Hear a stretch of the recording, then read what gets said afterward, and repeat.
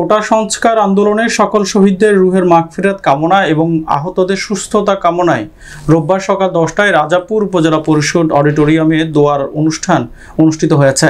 বৈষম্য বিরোধী ছাত্র আন্দোলন রাজাপুর উপজেলা শাখার আয়োজনে দোয়া অনুষ্ঠানের পূর্বে সংক্ষিপ্ত বক্তব্য দেন রাজাপুর মডেল পাইলট উচ্চ বিদ্যালয়ের প্রধান শিক্ষক মোহাম্মদ জাহিদুল ইসলাম, রাজাপুর কাঠালিয়া সার্কেলের সহকারী senior police super Mohammad Masud Rana, Rajapur থানার ভারপ্রাপ্ত কর্মকর্তা মোহাম্মদ আতাউর রহমান, পাইলট উচ্চ বিদ্যালয়ের শিক্ষক মোহাম্মদ সোহেল আহমেদ, তাইমুল হায়দার, সজীব প্রমুখ।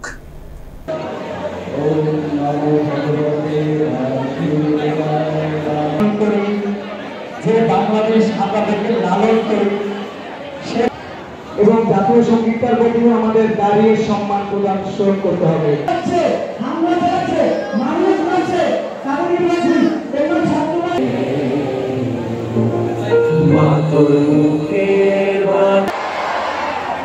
আজকে অত্যন্ত শোকদ এবং ভারাক্রান্ত মন নিয়ে তোমার